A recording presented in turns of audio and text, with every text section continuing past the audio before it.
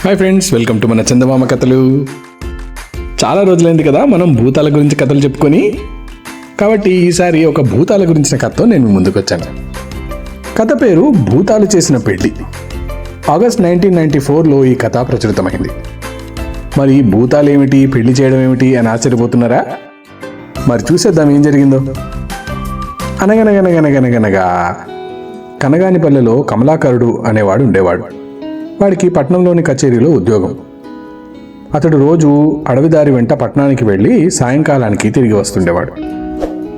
చిన్నతనంలోనే తండ్రిని పోగొట్టుకున్న అతన్ని తల్లి అష్టకష్టాలు పడి పెంచింది. కమలాకరుడిది చాలా శ్రావ్యమైన కంఠం.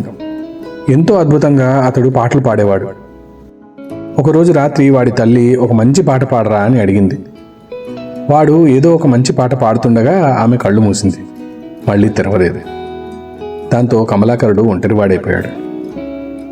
అతడు రోజు తనే వంట చేసుకునేందుకు ఇబ్బంది పడడం చూసి అతడి స్నేహితులు, ఎన్నాళ్ళిలా వంట పనులు తంటాలు పడుతుంటావురా, నీకు నచ్చిన పిల్లని చూసి పెళ్లి చేసుకోరాదు అని సలహా ఇచ్చారు. పెళ్లి మాట వినగానే అతని కళ్ళ ముందు పొరుగింటి పార్వతి మెదిలింది. పార్వతి తండ్రి యొక్క చిన్న వ్యాపారి. పార్వతి ఒక్కతే ఆయన సంతానం. ఆమె మంచి అందగత్తె.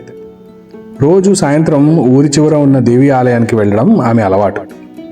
అయితే వెళ్లే ముందు కమలాకరుడు ఇంటి ముందున్న పూల తోటలో నుంచి పూలు కోసుకుని వెళ్తూ ఉండడం కమలాకరుడు ఎన్నోసార్లు చూశాడు.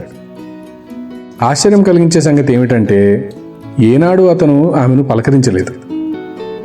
ఒకనాటి సాయంత్రం అతడు కచేరీ నుంచి తిరిగి ఇంటికి రాగానే ఎక్కడి నుంచో మొండి ధైర్యం వచ్చేసింది. పూలు కోసుకుంటున్న పార్వతి దగ్గరికి వెళ్ళి, నువ్వంటే నాకు ఇష్టం, నేను నిన్ను పెళ్లి చేసుకోవాలనుకుంటున్నాను, నీ అభిప్రాయం ఏమిటి అని సూటిగా అడిగేశాడు. దానికి పార్వతి ఒక్క క్షణం నివ్వెరపోయి, నువ్వు చక్కగా పాడగలవేమో గాని కత్తి దూసి యుద్ధాలు చేయగలవా? సాహసాలు చేయడం నీ వల్ల అవుతుందా? తల వంచుకొని అలా దారి వెంట పోతుంటే నలుగురు నిన్ను బుద్ధిమంతుడు అని పొగడొచ్చు, కానీ 10 మందిలో గర్వంగా తలెత్తుకొని నిలబడగలిగే ఆర్థిక స్తోమత నీకుందా? నీకు కళ్ళు ముక్కు అన్నీ బాగుండవచ్చు, కానీ తీరుదిద్దినట్లు ఉన్నాయో లేవో ఎప్పుడైనా ఆలోచించావా? అద్దంలో ఒకసారి నీ మొహాన్ని చూసుకో.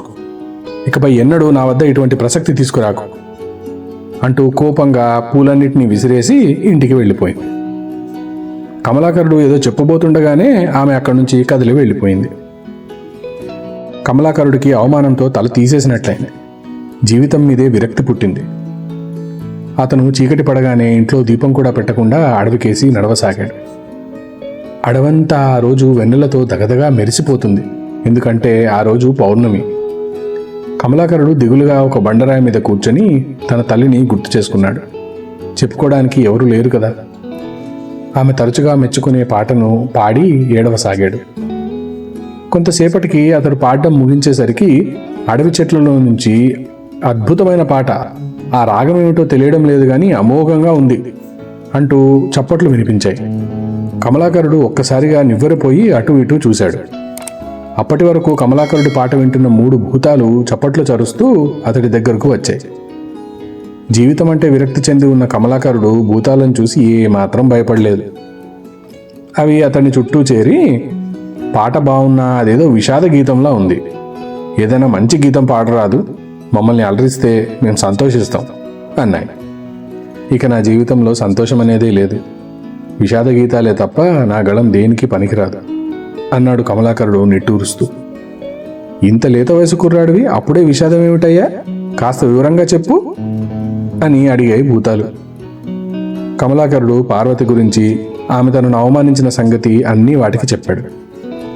అప్పుడు భూతాలు తమలో తాము మాట్లాడుకొని, ఆ పార్వతి పిల్ల ఎవరో బాగా పొగరుబోతులా ఉందే, సరే నీ పెళ్లి సంగతి మేము చూస్తాం గాని నువ్వు మాత్రం ఇటునుంచిటే పట్నం వెళ్ళిపో, మళ్ళీ పున్నమి రాత్రికి ఇక్కడికి రా, సరేనా అన్నాయి. భూతాల మాటలో విశ్వాసం లేకపోయినా తిరిగి ఇంటికి వెళ్ళడం ఇష్టం లేక కమలాకరుడు పట్టణానికి వెళ్ళిపోయాడు. ఆ మర్నాటి సాయంత్రం పార్వతి ఎప్పటిలాగే దేవి ఆలయానికి వెళ్ళి తిరిగి వస్తుండగా బాగా చీకటి పడిపోయింది. ఆమె అంతటా గుబురుగా పొదలు ఉన్న కాలిబాట నుంచి మెల్లగా నడుస్తుండగా ఒక కుందేలు అటునుంచి దుంకుతూ వెళ్ళింది. దాన్ని తరుముతూ వెంటనే ఒక చిరుతపులి ఆమె దారికి అడ్డంగా వచ్చింది. కుందేలు పొదల మాటలకు పారిపోగానే చిరుత భయంకరంగా అరుస్తూ పార్వతి మీదికి దూకపోయింది. పార్వతి కెవ్వున ఒక కేక పెట్టి కళ్ళు గట్టిగా మూసుకుంది. అయితే ఎన్ని క్షణాలైనప్పటికీ చిరుత ఆమెను ఏమీ చేయలేదు. ఆశ్చర్యంగా పార్వతి కళ్ళు తెరిచి చూద్దును కదా, అక్కడ కమలాకరుడు తలతలా మెరుస్తున్న కత్తిని తన ఒరలోకి పెట్టుకుంటున్నాడు. కింద చూస్తే సగం తల తెగిపడి ఉన్న చిరుతపులి అతని కాళ్ల ముందు గిలగిలా తన్నుకుంటుంది. ఆ సమయంలో పార్వతి కళ్లకు కమలాకరుడు పెద్ద యోధుడిలా కనిపించాడు. ఆమె అతడికి కృతజ్ఞతలు చెప్పుకోవాలని ఒక అడుగు ముందుకు వేసేంతలోపు ఆ అవకాశం అతను ఇవ్వకుండా ఇష్టం లేనట్లుగా అక్కడి నుంచి వెళ్ళిపోయాడు. పార్వతి బరువుగా నిట్టూర్చి ఇంటి దారి పట్టింది. అలా ఆమె వెళ్ళిపోగానే ఆ కుందేలు, చిరుత, కమలాకరుడి రూపాల్లో ఉన్న భూతాలు తమ అసలు రూపాల్లోకి వచ్చేసాయి. తమ మొదటి ప్రయత్నం ఫలించినందుకు చాలా సంతోషించాయి. మర్నాడు పార్వతి దేవి ఆలయం నుంచి తిరిగి వస్తూ ఉండగా దారికి కొంచెం దూరంగా ఒక పెద్ద భవనం వెలిసింది. దాన్ని చూసి పార్వతి ఆశ్చర్యపోయింది. ఇంతలో కమలాకరుడు భవనం నుంచి బయటికి వచ్చాడు. ఆవరణలో నిలబడి ఉన్న నౌకర్లకు ఏదో చెప్పి మళ్ళీ లోపలికి వెళ్ళిపోయాడు. ఇది చూసిన పార్వతి ఎక్కడలేని ఆశ్చర్యంతో ఆ నౌకర్లను సమీపించింది. అయ్యా, ఈ భవనం ఎవరిది అని అడిగింది. కమలాకరుడి గారిది. ఊళ్ళో ఉన్న పాత ఇంట్లో ఉండడం ఇష్టం లేదట, ఈ కొత్త భవనం కట్టించారు అని జవాబిచ్చారు నౌకర్లు. ఒక్క రోజులో ఇంత భవనం ఎలా కట్టారండి అంటూ సంభ్రమాశ్చర్యాలతో అడిగింది పార్వతి. కమలాకరుడి గారి శక్తియుక్తులు నీకు తెలియవనుకుంటా, లేకపోతే ఇలాంటి పిచ్చి ప్రశ్నలు అడగవు అంటూ నౌకర్లు విసుగ్గా భవనంలోకి వెళ్ళిపోయారు.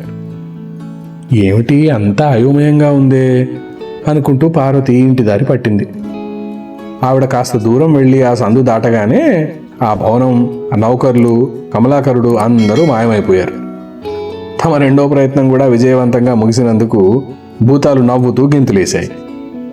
పార్వతి ఆ రాత్రంతా కమలాకరుడి ధైర్య సాహసాలు, అతడి సంపద గురించి ఆలోచిస్తూ నిద్ర లేకుండా గడిపేసింది. మర్నాడు మనసేమీ బాలేక పార్వతి దేవి ఆలయానికి వెళ్ళలేదు. చీకటి పడుతుండగా ఆమె కమలాకరుడి ఇంటి ముందున్న పూలతోట వైపుకు చూసింది. కళ్ళు చెదిరిపోయే అందం గల 3 అందగత్తెలు అక్కడున్నారు. వాళ్లను చూసి పార్వతి ఆశ్చర్యపోయింది. ఎవరు మీరు అని అడిగింది. మేము 3 స్నేహితురాళ్ళం. మేము కచేరీలో పనిచేసే కమలాకరుణ్ణి గాఢంగా ప్రేమించాం. అయితే మాలో ఎవరిని ఇష్టమైతే వాళ్ళని పెళ్లి చేసుకోమని అతన్ని ప్రాధేయపడడానికి వచ్చాం. ఇంతకు ఈ ఇల్లు కమలాకరుడిదేనా అని అడిగారు. ఈ ఇల్లు ఆయనదే గాని ప్రస్తుతం ఆయన ఇంట్లో లేరు అని చెప్పింది పార్వతి. ఓహో అలాగా, అయితే మేము మళ్ళీ వస్తాంలే అంటూ వారు వెళ్ళిపోతుండగా నాదొక చిన్న అనుమానం. ఇంతటి అద్భుత సౌందర్య రాశులైన మీరు అతి సామాన్యంగా ఉండే ఆ కమలాకరుని ప్రేమించడం ఏమిటి? నాకంతా ఆశ్చర్యంగా ఉంది అన్నది పార్వతి. ఇందుకు ఆ 3 అమ్మాయిల్లో ఒక ఆవిడ పక్కున నవ్వి, నువ్వెక్కడి వెర్రి బాగులు దానివి, కేవలం అందం గురించి ఆలోచిస్తున్నావా? అందగాడని లక్షలకు లక్షల కట్నం పోసి మా అక్క తెచ్చుకున్న బావ ఏమయ్యాడు? ఎక్కిన బండి బోల్తా కొట్టి అనే లోపే పక్కనున్న భూతం మాట మధ్యలో దాని నోరు మూసి, ఆ వివరాలన్నీ ఇప్పుడు ఎందుకే? అయినా నా స్నేహితురాలు సుకుమారి సంగతి ఏమిటి? అది నవమన్మధుడు అనుకుని ఒకడిని కోరి జమీందారు గారి అబ్బాయిని పెళ్లి చేసుకుంది. వాడికి లేని వ్యసనం లేదు. అతడు దాన్ని రాచి రంపాన పెడుతున్నాడు. ఇంకా అనేసరికి 3వ భూతం ఈసారి దాని నోరు నొక్కి, ఈ చీకటి వేళ దుష్టుడి పేరెత్తకు. మా పెద్దమ్మ 3వ మనవరాలికి పట్టిన గతేమిటి? 6 అడుగుల 3 అంగుళాలు ఉన్నాడు ఆజానుబాహుడని పెళ్లి చేసుకుంది. వాడి కూర మీసాలు, కొంగముక్కు చూసి చాలా మురిసిపోయింది. ఆ కుక్కుటేశ్వరం గాడు తాళి కట్టినప్పటి నుంచి దాన్ని దాసి కన్నా హీనంగా చూస్తున్నాడు అంటూ ఏదో చెప్తుండగా ఈసారి పార్వతే విసుక్కుంది. ఇంతకు మీరు చెప్పదలుచుకున్నది ఏమిటి అని అడిగింది. ఏముంది, కమలాకరుణ్ణి మేము 3 ప్రేమించాం. ఎంతో గొప్ప అందం లేకపోయినా చెడు వ్యసనాలు లేవు. అతను చాలా ఉత్తముడు. కాబట్టి 3లో ఎవరిని పెళ్లి చేసుకున్నా మాకు సంతోషమే అన్నారు. అయ్యో, మీకు తెలియదేమో, మీరు చాలా ఆలస్యంగా వచ్చారు. కమలాకరుడికి పెళ్లి కుదిరిపోయింది అన్నది పార్వతి. ఎవరితో అంటూ ఏకకంఠంగా అడిగారు 3. నాతోనే, ఇక మీరు వచ్చిన దారిన వెళ్ళొచ్చు అంటూ పార్వతి విసుగ్గా తమ ఇంట్లోకి వెళ్ళిపోయింది. తాము కోరుకున్న విధంగా 3వ ఎత్తు కూడా పారిందని చాలా సంతోషించాయి మన భూతాలు. ఆఖరికి కమలాకరుడితో పెళ్లి చేసుకోవడానికి పార్వతి సుముఖత వ్యక్తం చేసినందుకు చాలా సంతోషించాయి. వెంటనే ఆ భూతాలు అమ్మాయిల రూపం నుంచి గుడ్లగూబలుగా మారి కీచుమని అరుచుకుంటూ అడవికేసి ఎగిరిపోయాయి. మళ్లీ పున్నమి రాత్రి రానే వచ్చింది. 3 భూతాలు కమలాకరుడి కోసం ఎదురు చూస్తున్నాయి. మొదటిసారిగా వారు కలుసుకున్న బండరాయి వద్దే అవి కూర్చొని ఉన్నాయి. ఇంతలో కమలాకరుడు పార్వతితో కలిసి రావడం చూసి కంగారు పడిపోయాయి. తాము ఆడిన కపట నాటకాలన్నీ తెలుసుకొని పార్వతి తమను తిట్టిపోవడానికి వచ్చిందేమో అని భయపడ్డాయి. ఇదంతా గమనించిన పార్వతి చిరునవ్వు నవ్వి, నాలోని అహంకారాన్ని అవివేకాన్ని తొలగించి నేను రాయిగా భావించి తృణీకరించిన వ్యక్తిని ఎంత గొప్పవాడో తెలియజేసి మా ఇద్దరిని కలిపినందుకు మీకు కృతజ్ఞతలు. అది చెప్పడానికే స్వయంగా వచ్చాను అన్నది. ఆ జవాబుతో భూతాలు స్థిమితపడ్డాయి.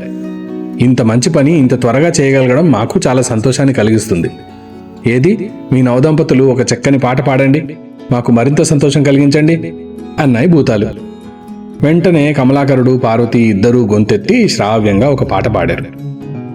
భూతాలు మూడు ఎక్కడలేని ఆనందంతో చప్పట్లు చరుస్తూ నాట్యం చేస్తూ అక్కడి నుంచి ఎగిరిపోయాయి.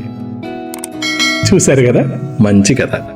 దీని నుంచి మనం నేర్చుకునే నీతి ఏమిటి? కేవలం అందచందాలు మాత్రమే ముఖ్యం కాదు, మనిషి ఎటువంటి వాడు అనేది అతని గుణగణాలు చెప్తాయి. కాబట్టి మనిషి యొక్క గుణాలు, విలువలు ఇవన్నీ మనిషిని డిఫైన్ చేస్తాయి. ఎస్పెషల్లీ ఈరోజు సోషల్ మీడియాలో మనం చూసినట్లయితే ఎంతోమంది అందానికి ఎక్కువగా ప్రాముఖ్యత ఇచ్చి అదే మనిషి యొక్క అతి గొప్ప ఆస్తి అన్నట్టు చూపిస్తున్నారు. కానీ వారికన్నా మంచి మనసు ఉన్నవారు ఎన్నో రెట్లు గొప్పవారు. ఇది మన పిల్లలు తెలుసుకోవాల్సిన ఒక మంచి నీతి. వారి జీవితంలో ఎప్పటికైనా అది తప్పకుండా ఉపయోగపడుతుంది. ఇటువంటి అద్భుతమైన నీతులను తెలిపే చందమామ కథల్ని తప్పకుండా మీ పిల్లలందరికీ వినిపించండి. ఈ కథ కనుక మీకు నచ్చినట్లయితే తప్పకుండా దీన్ని లైక్ చేయండి, మీ ఫ్రెండ్స్ అందరితో షేర్ చేయండి. మా ఛానల్ని సబ్స్క్రైబ్ చేయడం మాత్రం మర్చిపోవద్దు. మీ అద్భుతమైన కామెంట్స్ ని నాకు తెలపండి. దాంతో కొత్త కథలను మీ ముందుకు తీసుకొచ్చేటప్పుడు ఎటువంటి కథలను తీసుకురావాలనేది నాకు తెలుస్తుంది. ఆ పక్కనే ఉన్న గంట సింబల్ని కొట్టండి. దాంతో కొత్త కథల నోటిఫికేషన్స్ అన్ని మీ యూట్యూబ్ యాప్ కి వచ్చి చేరుతాయి. వచ్చే వారం మరొక అద్భుతమైన కథతో మళ్ళీ మీ ముందుకు వస్తాను. అంతవరకు సెలవు, బాయ్.